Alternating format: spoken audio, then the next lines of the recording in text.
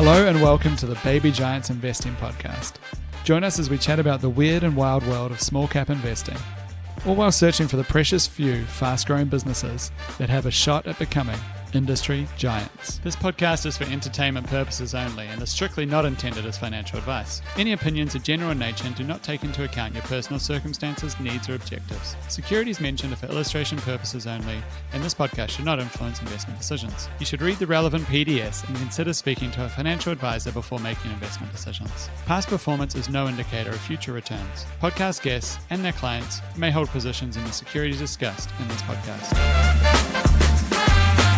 All right, we're live. We've got Claude and Andrew in the house. Let's jump in with some good news. We'll try and keep it quick this morning. One bit of good news I thought was from the same guys that wrote Superabundance, this book I mentioned probably a year ago on the pod, where they measure everything in kind of time, basically. So look at how much people were paid previously and kind of convert that into like a time for the average kind of typical blue collar worker. How much time would you have had to work to buy something? So since 1970, the time price of a flight across the Atlantic has fallen by 90%. So in 1970, a ticket from New York to London was $550. Blue collar workers at the time were earning around $3.93 an hour. So a time price of 140 hours. You had to work for 140 hours to fly from New York to London. And today that has dropped to $467 and workers are earning $36.15 an hour. Now it's only 12.9 hours today to do the same flight. And at the same time, the flight has gotten 80.4 times safer than it was in 1970. That's true. But the cities have got 80.4 times less I knew you guys safe. would be haters.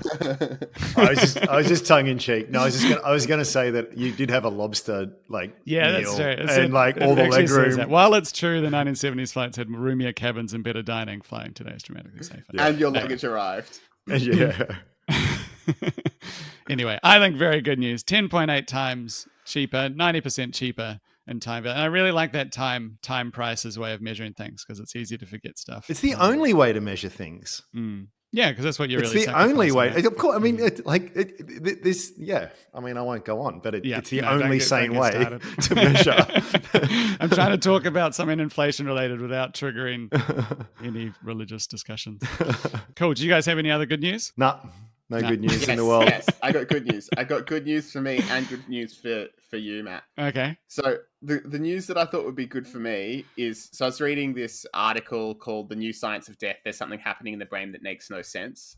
You can just Google that if you want to read it. It's a bit of a long read. And the thing that I thought was really interesting is, I guess we have this cultural mythos of what happens when you die, of your life flashing before your eyes, maybe a sense of euphoria, a white light, that kind of thing. And this is the kind of account that people who have had clinical deaths and then come back from clinical deaths, this is some of the kind of the account that they've given. They give a feeling of leaving their body, etc.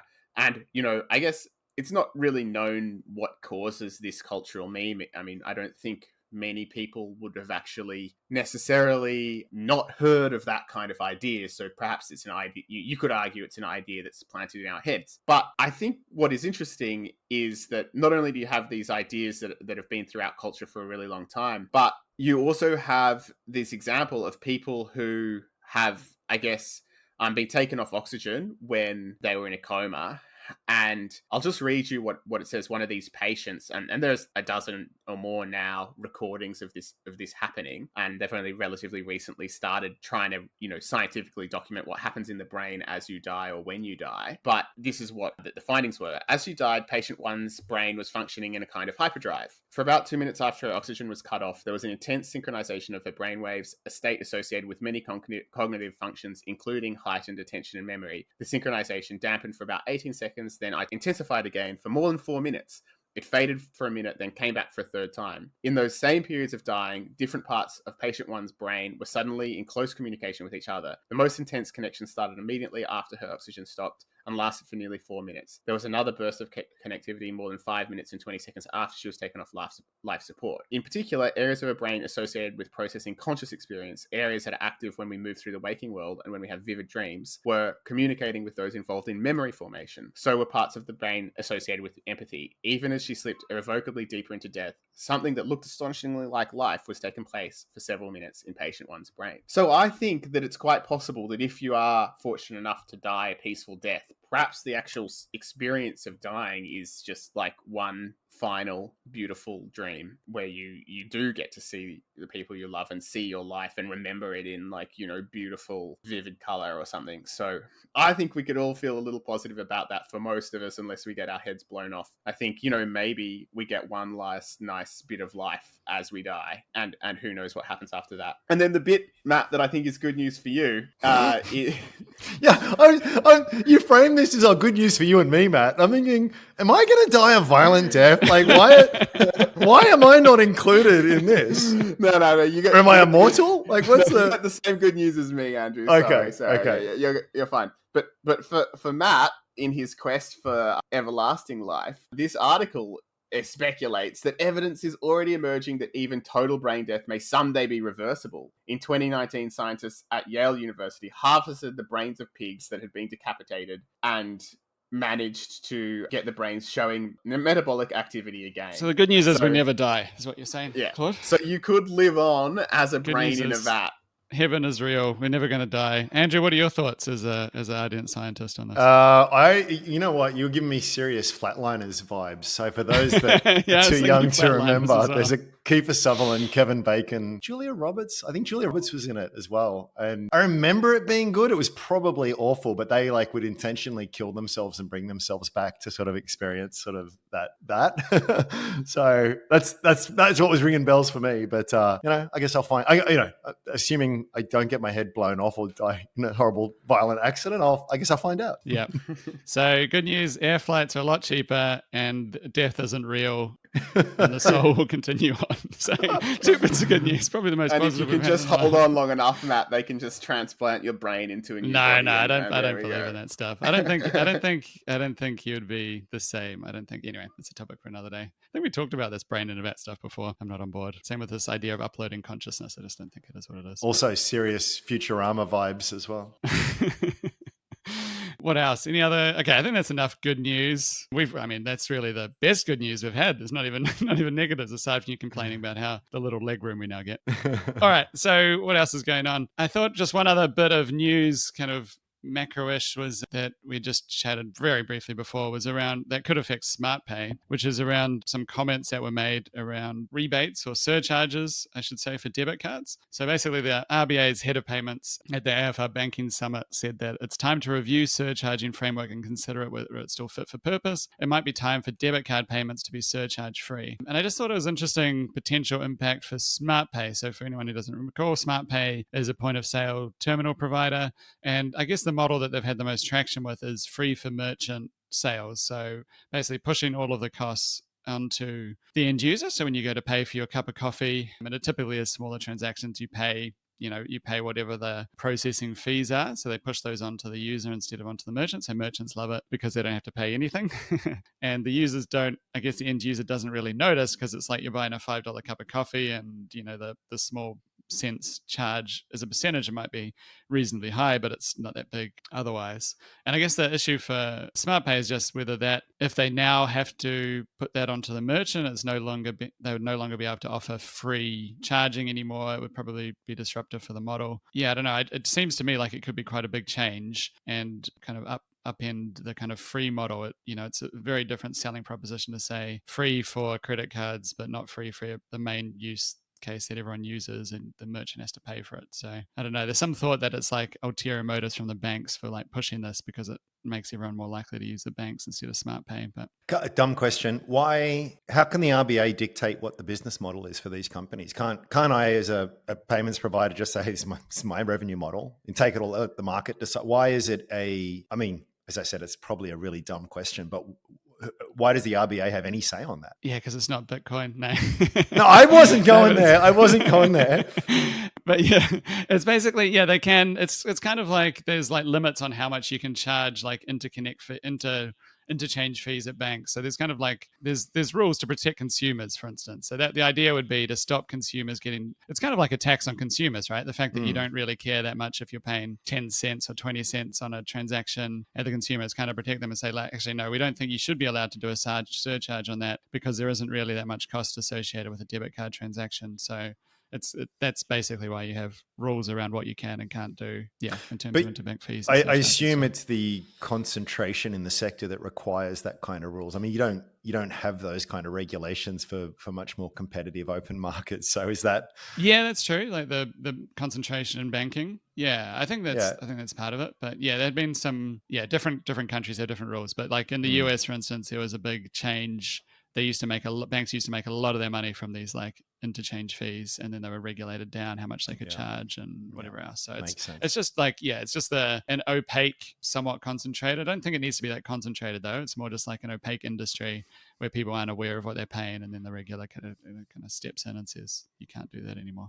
Yeah. Anyway, well, it sounds like a big deal, but the market doesn't seem to have cared that much. Yeah, there's a broker note out saying they don't think it's a big deal because like everyone else will be affected as well as SmartPay. But I just feel like there's like quite a change if you go from completely free to merchant. The selling proposition doesn't sound as good, right? Free to merchant to free for credit cards, but not free for debit cards. And I don't know. Yeah, that just seems a bit weird. Can I ask you another dumb question? Okay. What's the difference between a credit card and a debit card in terms of the payment rails being used? So credit cards have more interbank fees, I believe, because there's like, so the just like the fee, like when you pay with a credit card, often you charge a higher fee. That's like covering the fact that there's different parties that need to be paid by the transaction. It's not as simple as just taking the money from your bank account. But I'm no expert on these interchange fees, so don't probe me too hard on them. I have one question though. How is it that SmartPay earns profit before tax of 3.8 million from 46.9 million in revenue? And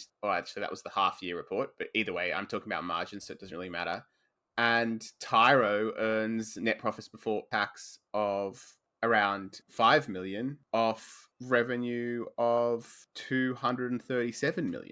Yeah, that's a good question. I think the answer is SmartPay is not really doing that much for its revenue that it earns, whereas Tyro is trying to do a lot. So SmartPay's model is just, the biggest success in SmartPay's model is this free charging thing, right? So basically all they're doing is providing a terminal, which is, pretty off the shelf to get. They then they figure out how much to charge the end user, so the person paying for the coffee. All the payments get made by them, and the merchants don't have to pay anything. So it's like a very easy sales prop. Whereas Tyro is investing all this money in like more advanced back-end software to like run your business, kind of like a Square for like a whole range of different businesses. They're trying to be like this full stack provider of a lot more software. And if you do that, you have to have a lot of cost to build it all out. And I think it's a pretty competitive industry. I mean, they're both kind of competitive, but you're competing against Square and like dozens of other international competitors. The TAM is the world, right?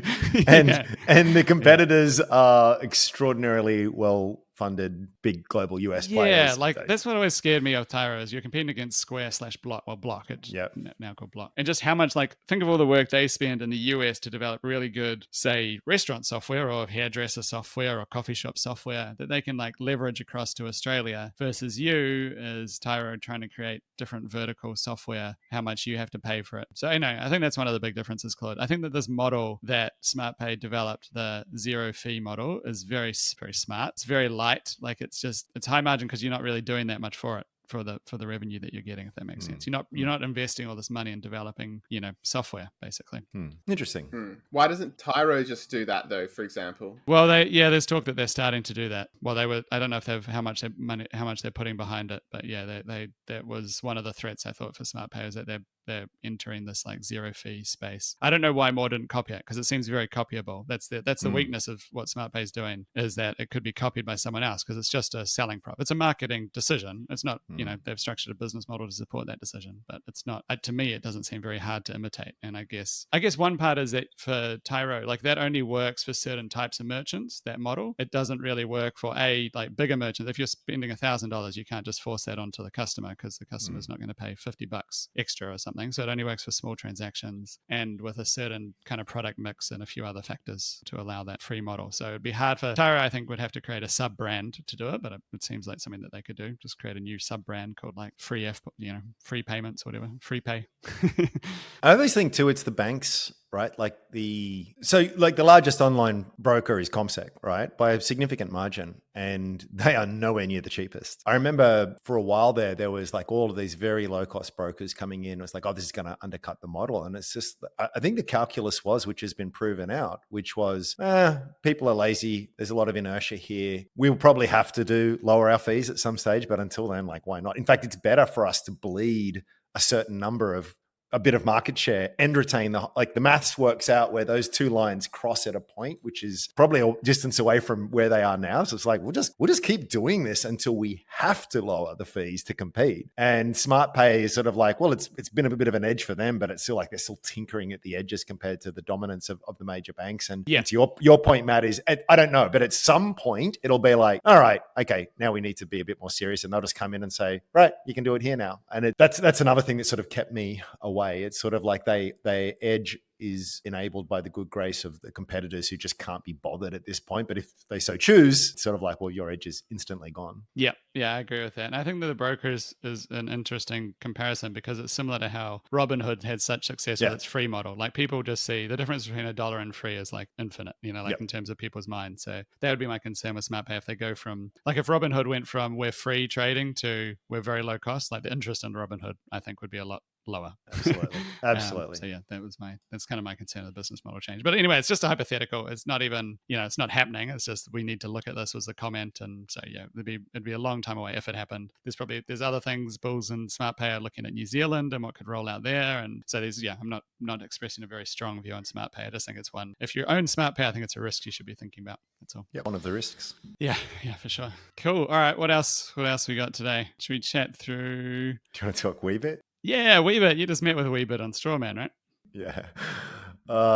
So, look, Weebit's very divisive. I think for good reason. So what does it do? Explain at a granular level of detail what it's...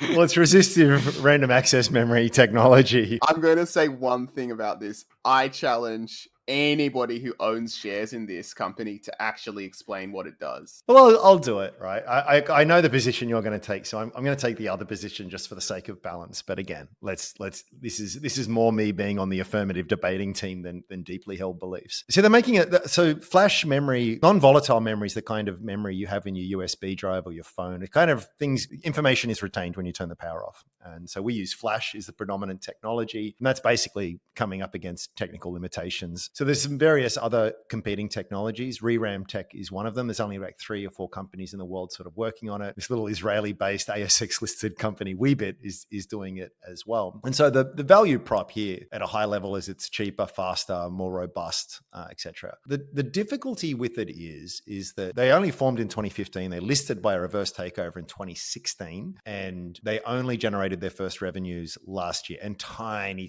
revenue, tiny little bit of licensing revenue. And, so it's a case of, is this vaporware in the sense, like, is it anything ever going to come of this? I mean, if it did, the addressable market's massive, right? And there's massive potential for it, but will they? I think I want to really give some credit here to Kobe Hannock, the CEO, because we've spoken to him a few times now, and the accusations that get leveled is a hyper promotional, and I think there are advocates for it that are hyper promotional, but every time he's spoken to us, he's like, this is a long-term play. This takes ages. These Korean fabricators and forgers, like these are $100 billion operations that they work very slowly, and they do not change things very quickly. So it's an extraordinarily long process. When you look at the time frame, though, and the milestones that have been met, so they've achieved all these technical milestones. They've now got licensing agreements with some reasonably decent players. The tier 1 foundry is now on board with them. They've met all these technical specifications, and it's just a matter of progressing that through to a state where it's going to be embedded by other companies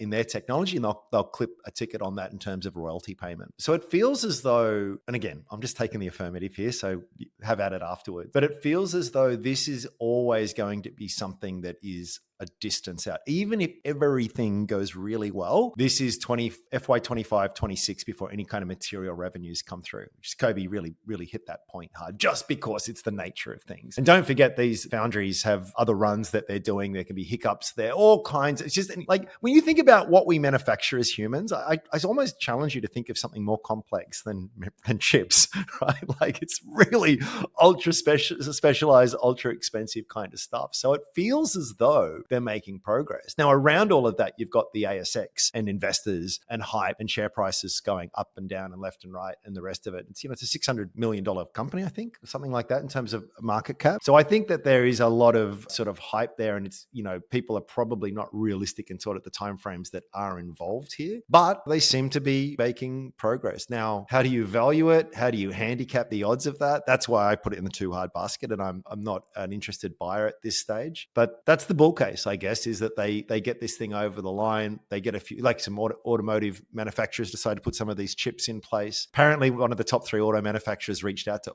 a Weebit recently, said, we're interested. Does this stuff work? We like the technical specifications that you're putting out there. But it's just early. It's just super early. So it's hard to, they've got 70 million in cash. So they've got a 2 to 3 year runway. They're in no dire need of a capital raise. But yeah, it's going to be a long road, and success is far from guaranteed. So it's certainly more speculative than most. So that's my attempt at the bull case. Hit me, Claude. I mean, I already said I'm waiting for the Ace Ventura. I already said the only thing that I was going to say about it, so I'll give it to Matt. What did Claude say? I don't think anyone understands what it actually does. Like, yeah. I know you gave a good spiel there, Andrew, but like, I don't actually understand what the hell you're talking about. They're making better chips. They're making better chips. So I guess I'm skeptical. Look, whilst I admire the debater's ability to argue the moon is made of blue cheese, I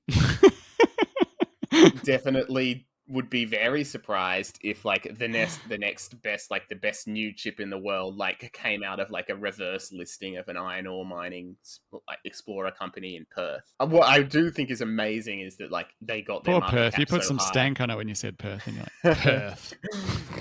Like, I think I've heard all the cool kids are in Fremantle. Anyway, that's another story. Yeah, look, it's that would surprise me. I think that they've done an amazing job raising all the capital, though, so that should give him a good few years. I gave him a shout out for that. I want to say, I know I take a different view on this, but they raised last year at $5 a share. It's like $3.50 or something at the moment. And I know it's like, dodgy. How do they do? It's like, what else are you going to do with such a long runway and such a requirement for capital? Your shares are pumping. What would any sane manager of capital do other than raise as much money? The market was able to hand them $60 million at $5 a share, and we're going to criticize management for that? Like, I think bravo. Like, what, do you want them to raise money at $3.50? Like, yeah, do you know what I'm saying? I wasn't criticizing them for that. I'm criticizing them, the people who gave them money. Yeah, I mean, that's a different story. But I guess I'm taking the other side of this here is that I think in any bear case or any bull case, any investment case, you've got your conclusions, but you need to have those. If I'm wrong, what does that look like on the bull or the bear side? And I guess I would, and again, I don't own any shares. It's way too early, and I can't handicap this kind of stuff. But I guess I would say that if we continue to see technical specifications being met, if we continue to see signing of big players, whether they be like foundries or original equipment manufacturers or something like that, there's a signal in that, right? Like, just to make up an example, like, Mitsubishi isn't going to turn around and say, yes, we want to use some of Weebit's ReRAM tech in our chips. They're not making that decision lightly or because it sounds good. Like, they have done a huge amount of due diligence on that. So, and again, I'm not saying this will happen or could happen, but that's one of those markers that you sort of want out there to kind of go, okay, it looks as though they were shooting for the moon and maybe they're a step closer than they were. If we're having a conversation in a couple years' time and none of this stuff is emerged, then absolutely. But you want to have those markers out there to kind of say, well, what does success look like? What would I expect to see on this journey, bearing in mind the timeframes that are involved? And I think it's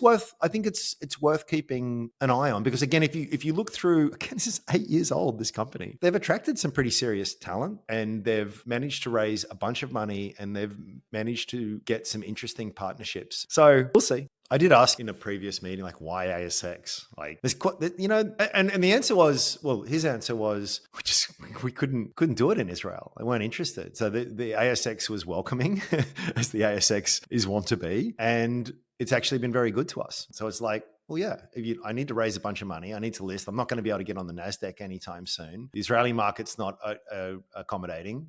We look around, we shop around, we find this and we do it. I mean, I would do the same. I go to any capital market that would have me if I'm in that stage of my life cycle. So so two thoughts from me. The first is very generic, but just that investing after revenue makes it a lot easier. I think you said that like probably 100 times on this podcast. Yeah. Don't forget, they've got revenue now. Very early license room, but it's a milestone, they've right? got 100,000 of revenue or something. But revenue that's meaningful. What's Claude's rule? 5 million or something? And the other comment was just around Israeli companies listing here. Like Israel is a very sophisticated technology market. They've got like an incredible track record. And I just remember seeing like a presentation from an Israeli VC once, and someone asked about like Israeli companies listing here, and he just kind of like laughed, like basically thought if they're listing here in Australia, it's a sign that they're not that good, because otherwise they'd be invested in by Israelis in Israel. But of course, that's not going to be right every time. They can miss something, but that's always, I've kind of kept those two things, because there's been some that have come through that have ended pretty badly. For me, I'd just be waiting to see meaningful revenue, which might be, it sounds like FY25, 26, and very happy to be wrong. But I just think there's quite that journey that we talk about, the Silicon Valley pre-revenue. Do either of you guys want to take the other side of this bet? Like the Weebit Nano share price will be lower in 5 years than it is today? No, I don't want to take it. I mean, I'm trying to be careful here, because I'm sounding bullish. I don't want to be bullish. I just want to be balanced is what I want to be. And Weebit Nano in 2016 is a very different entity than it is in 2024. It's still got a lot of hurdles to overcome, right? And it is a very slow moving, difficult industry. But I'm just saying, it's not like it's guaranteed or it's there's all these smoking guns everywhere. I just think that's an unfair charge towards them, I guess. We'll see though. We'll see. They're making computer chips, right? Like it's tough. All right, cool. What else we got today, guys? Just some news out from Cogstate that I think is kind of interesting. Yeah, so Cogstate renegotiated their licensing deal with ASI. So to step back, Cogstate is a cognitive testing company. Primarily, almost all their revenue is from clinical trials, where they have a bunch of smart people and some software that helps to run clinical trials. And their biggest segment is Alzheimer's research. So you're researching Alzheimer's drug. You have what's called an endpoint, something that you're measuring to see whether the drug is working. And those endpoints are often around improving cognition. Yeah, so they make their revenue from clinical trials, providing software to measure the endpoint, some of their revenue, and then kind of a lot of experts. So they run the clinical trial as well. That's lower margin than the software, obviously. And they've been the more exciting or bigger optionality side of the business is the software that they've got, because it's becoming a bit of a standard, I guess, in terms of like a computerized cognition testing software. And back in 2020, they signed this landmark deal with ASI, a big global pharmaceutical company, the first pharmaceutical company to have an Alzheimer's treatment drug approved by the FDA. Well, sorry, actually one was approved that was like very dodgily approved and is now kind of failing, but the first one that's come through a more normal route of approval. And so ASI's idea would they partner with Cogstate, they paid them a large like lump sum of money and then committed to minimum royalties in exchange for access to Cogstate's technology. And the idea would be they'd offer something called Cognigram, which would mean that your doctor, your local GP, can offer you a computer-based test to measure your cognition and see if your cognition is declining, see if you might be used for one of these drugs. Anyway, that was the deal. They've renegotiated that, and the change is Cogstate is taking back its global rights to the software so that it can, sell that with other parties. It can do kind of what it wants with it. ASI still has rights to it. They don't have to give back any of the money they've already paid, but some of the future minimum payments are reduced. But I think what's interesting is that Cogstate is still, they could still get the same revenues basically from ASI if ASI is successful, because they're still paid per test that's done on a per user basis or a split of profits. It's just the minimums that have been removed. Yeah, so anyway, I think it's interesting. I think it's actually a really good potential deal for Cogstate. It opens up a lot more optionality. But interested your guys' thoughts? I read it, correct me if I'm wrong, but I read it as if this was initiated by them. By Cogstate? Yeah, my understanding is by Cogstate, yeah. So now the board may be completely wrong in their expectations, but I mean, you don't renegotiate your way out of $15 million in minimum payments unless you feel as though you can make that up elsewhere. And there was an interesting phrase in the announcement saying, what was it? Exploratory negotiations to the short to medium term. In other words, it feels as though they've just gone, oh my gosh, we kind of hamstrung ourselves a bit with this deal. Like it was good at the time, but we've got a lot more optionality now to do that. And the other thing that's worth pointing out here is that Ezra is like owns 7% of Cogstate as well. ASI does, yep. Sorry, ASI, thank you. Israel. Yeah, maybe I need a cognitive test. So that's, it doesn't look, there's no bad blood. It was initiated by Cogstate. And I would imagine, and to your point, this is the minimum payments that are removed. So maybe the financial impact isn't that great. And no doubt the expectation is that they will make it up elsewhere. I took it as good news. Yeah, I think so. And so, yeah, as you say, the minimum's still there. ASI still owns the thing. Basically, ASI still should be pushing just as hard for Cognigram to be, in doctors' offices. Yeah. And you could make potentially Cogstate can make the exact same money from ASI if they go over those minimums. And they were never really in it for the minimums, is kind of the view from Cogstate. They were always, the idea was that they should be, if the test successful, they should be making a lot more money than the minimums of, $3 to $4 million a year. They could be making, $10-20 million a year of high margin software revenue potentially. So I think it opens the door to a lot more, and they could potentially, you'd hope to see a deal with Eli Lilly or something, or maybe even something more independent, but it all opens the door to, it's still, years away, I think, but it opens the door more to Cogstate's technology becoming more of a standard. And I think that's the bull case, right? Just to interrupt. Yeah. Maybe that's a big if, but if they become anywhere near the standard, like this thing is so dirt cheap. Yeah, 100%. Yeah. And I actually don't bake that into my valuation. I think if you just think there's a tailwind of more Alzheimer's drug research, then I think you can think that they're quite cheap now, but in my opinion. But yeah, I think that is just, it's blue sky. And just the last point is, they had this near takeover offer that failed through at the last minute because of some delayed trials and some other stuff. But I think that this licensing opens the door for that, for whoever's acquired. If someone acquired Cogstate in the future, it gives them a lot more optionality, right? Like it makes it more of a strategic deal where like, actually we buy this technology, which we have rights for, versus like we buy this technology, but we don't really have the rights to fully utilize it. So I think that's all good stuff too. Cool. Shall we talk about Dicker Data now? Yep, let's jump on Dicker Data. Cool. Yeah. Well, I thought I'd mention this one. I bought some shares not long ago. I think obviously we've talked about Dicker Data before. I think back in 2022 now, which was a very different time. I think that in inflation and supply chain difficulties was really starting to bite then, and we did see a period in which Dicker Data's performance was a little bit weaker. Profit stopped growing for a little bit then, and gross profit was down, as well as gross profit being down, which sort of, I guess points to more sluggish sales and having to hold more inventory and perhaps the supply chain difficulties and having to diversify a little bit into lower margin products. There was also the fact, and this is still affecting them, but in the period between, I guess, in 2023 and 2022, what we saw is interest rates go up.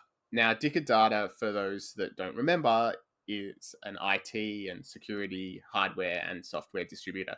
But because so much of their business is hardware, they have to own and hold a very, very large amount of inventory. And they fund this inventory with debt, for which they obviously pay an interest rate. So as interest rates increased, so too did their interest cost, which has a direct impact not on their gross margins, but on their net margins. And so you had this sort of double whammy effect. Yes, the company is still sort of growing, still had good growth at a revenue level, but with slightly lower gross margins, and then also another hit to net margins because of interest rates increasing. We saw a bit of a flatlining of profit, essentially. And that did impact the share price. Now, what I think is interesting is that most recently we had a good, strong set of results, which showed gross margin recovering and net margin, and then interest rate costs, I guess, essentially remaining flat. So whilst interest rates are still higher than they were, they haven't continued to go up. And I think it's probably fair to say now that there's not so much concern that interest rates will continue to have to go up for so long. They may stay higher for longer, and that's definitely a possibility.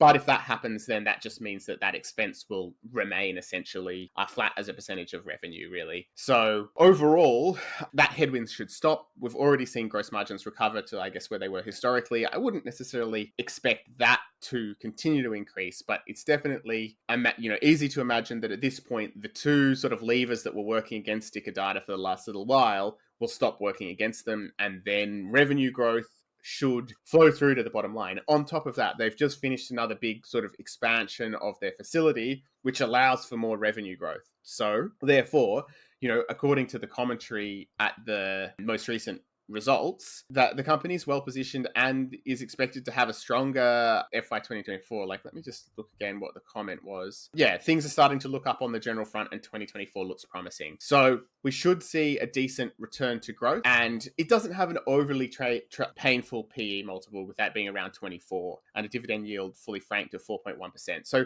that's sort of the attraction for me at the current price. It does have a lot of debt, so if you have to be comfortable with that risk. But at the same time, yeah, the dividend yield's decent, and it's going to be, once you take into account franking credits, it should be in excess of what you get in the bank. And on top of that, I'm hoping and I believe that in 2024, that dividend yield should increase a little bit. So to me, it looks like a decent dividend stock again. And obviously, I think we waxed lyrical about how we do admire the management team when we talked about it back in September 2022. And then I guess the final piece of the puzzle for me, which is sort of why I wanted to bring it up today on the podcast, is the share price really bounced after the fairly strong results and then fell 10% because Dicker Data sold 10% of the company at a price of David Dicker. Yep. Yeah, David Dicker, sorry. Did I call it Dicker Data himself? Right? Yeah.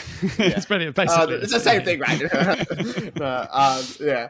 So because he got divorced again, right? That was the exactly. So that's the kicker, right? Because in the past, I think he sold shares at $14 something, and the kind of reason he gave was that he wanted a private jet, and he wanted to do options trading. He spends a lot of his money on an F2. He's trying to get into the F1, and he spends a lot of money on car racing, which is just and he wanted to spend money on racing cars. So I think that sale was fairly fortuitously timed. I mean, the share price now is still well below that sale that he made a couple of years ago.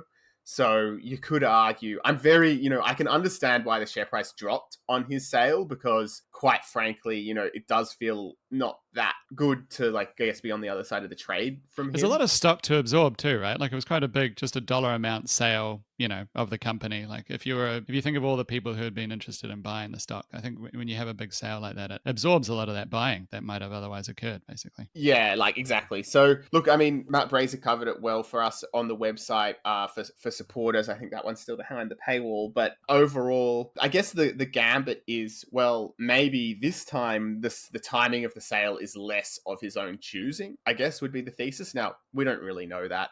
We don't know the relationship he has with his ex-wife. She may have been more than happy to just wait until he said that they should sell or whatever. I have no idea. But I guess the gambit would be that this sale might be less of a signal than otherwise, just because it's sort of, the timing was dictated for personal reasons, might be a reasonable thesis there. So overall, that's essentially why I kind of quite like it at the moment. And I did buy shares around the current price, and I may do so again in the future. I'm not sure. Yeah, awesome, Claude. Andrew, sorry, did you have any thoughts on that one? I mean, isn't it interesting that you have a company that has a very long history of shareholder wealth creation, earnings growth, and the rest of it. Very thin margins, by the way. I think sometimes people get too hung up on the size of margins and what that infers in terms of the economics of the business. But yeah, so we went from $14 a share at the start of 2022 to $10 by the end of that year, and then in early 2023 last year down to $8 a share. The earnings per share, at least according to ComSec, maybe you can confirm this, Claude, went from 43 cents to 42 cents. So, in other words, these disruptions and difficulties, quote unquote, they're bad, right? And isn't that? I love that. I love when you see a very well-run company with a good history of delivering for shareholders suffer due to factors beyond their control and non-specific to their operational decisions that are temporary in nature is a real gift to investors. And this looks like it was a real example of that. Or am I being a bit too nice? No, I think that's fair. Like, isn't it good when the bad news that brings the share price down is actually not that bad? It's not that bad, right? I think those supply issues were always short-term, as we've discussed several times. It had nothing to do with what the company was doing. And yeah, it's not like, yes, they're all excited in the boardroom that, woo, our earnings are down. Like, no, they're not. But business is business, right? And these things happen. And when you see these kinds of things that are temporary, non-company specific, certainly non-existential, it's kind of like,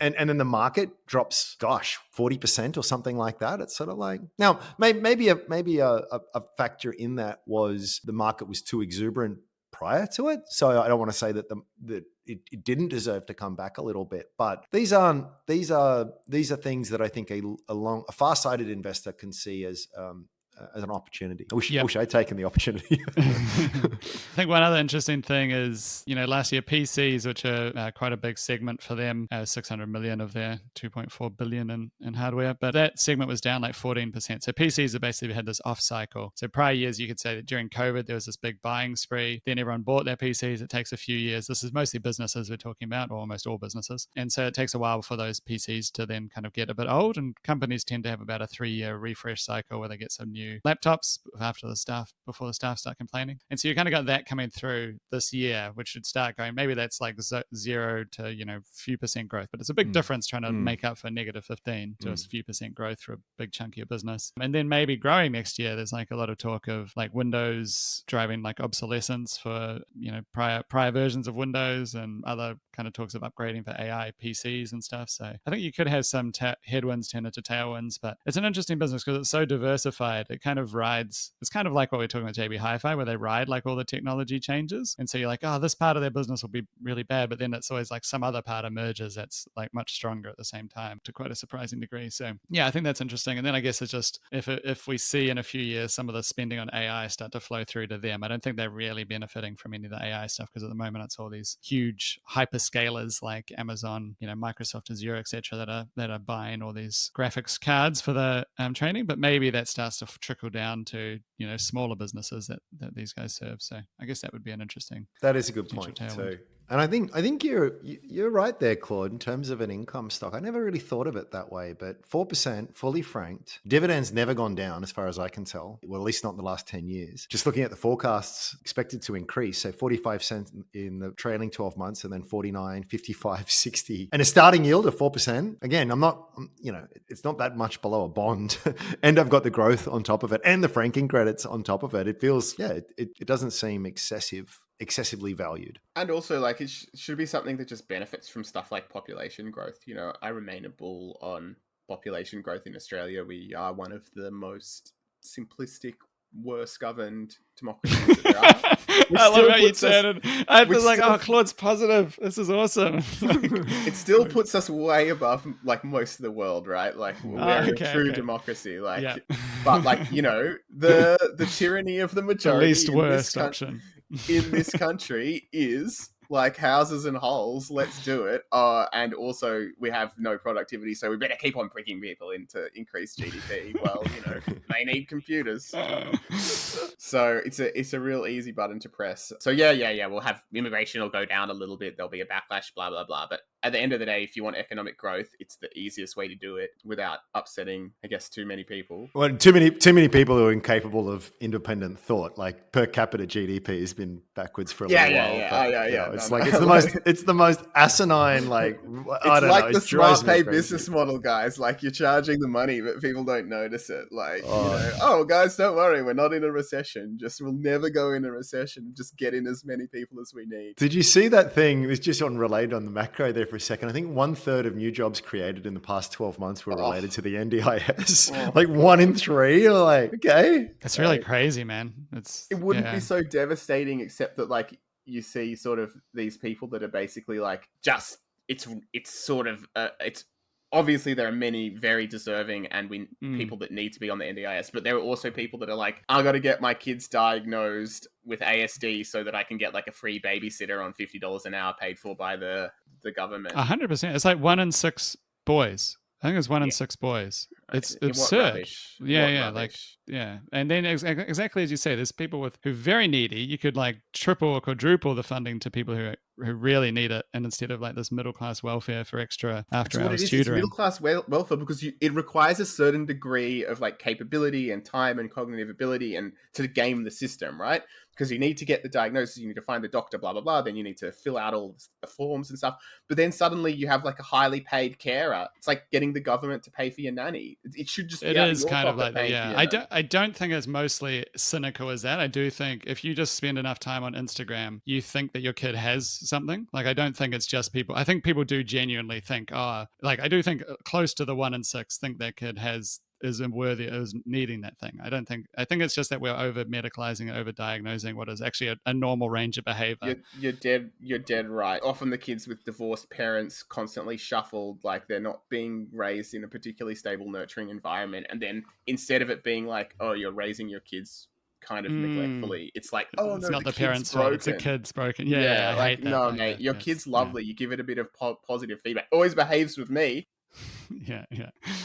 No, I think there's a lot to it. It's a lot to unpack. So it's a thorny issue. I know there's some obviously extremely deserving, but it's just at the moment it's not working, and that is a crazy stat. The 1 in 3. That includes gardeners and stuff as well. It's very broad in the definitions. Like if you're a plumber and you go and you could do work under the NDIS scheme for someone who's at home or whatever, something like this. So it's broad, and you could probably cut it up a bit better. But okay, Yeah, I guess it's shocking. It could be like a gerrymandered statistic. I'm not sure, but I think the 1 in 6 thing was when I first whoa, this is big. Like little tidbits like that jump out. It's like that's not the model, not the model of the world that I had. That 1 in 6 kids are. It's just outrageous from a taxpayer point of view too. It's just Anyway, before we start sounding like grizzled old angry people, let's have some. Too late. Let's chuck some gratitude into the mix. I've got one for this week, Andrew. So you got to. Got time to think. Okay.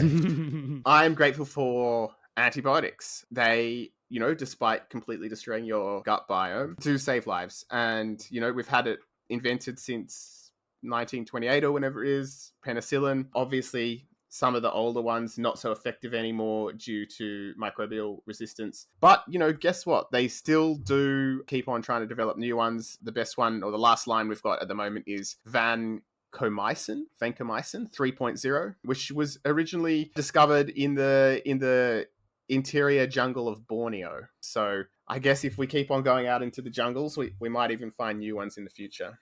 But that's what I'm grateful for this week. I'm going to piggyback on that. Oh, damn. I was going to piggyback. Well, I had a relative of mine had some asbestosis. It was a horrible situation. Anyway, got dealt with surgery and then got hospital-related infections. Not golden staph, but kind of like that. Just basically resistant to everything.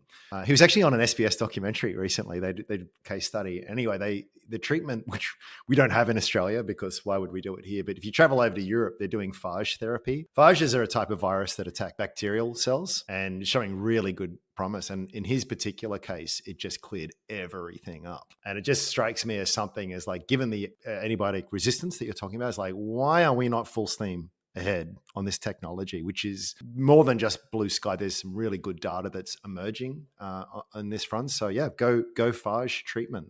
It's really exciting stuff. And I've seen it firsthand work. That's awesome. Awesome. Yeah, I was going to piggyback on the antibiotics because I read something today. It was from I think it was a Human Progress Institute, but it was talking about how common childhood death was and how basically people didn't really get emotionally attached to their children because it was so likely that they would don't even name them until they're 10, right? It was similar. Like there was a comment like that. It was from Britain. It was a comment like, don't become emotionally invested in your children in such ephemeral beings, such temporary beings, because the death rate was so massively high. It's just it's insane for us to think about. If you think of how rare, thankfully, that is today, just the difference in your life to think of that, like it being a common occurrence to lose like multiple children in a family. So yeah, and tied to antibiotics. My kids were on antibiotics this week for an infection, so I like that exists and works very quickly. Yeah, so, that's a great one, Matt. Isn't it nice that we can fall in love with our babies? Yep, 100%. A lot of good news in today's pod. All right, let's wrap it there before we find something else negative. Thanks very much, everyone. Until next time, hit us up on Twitter at BabyGiantsPod, and thanks very much for listening. Thanks, everyone. Have a good day. See ya.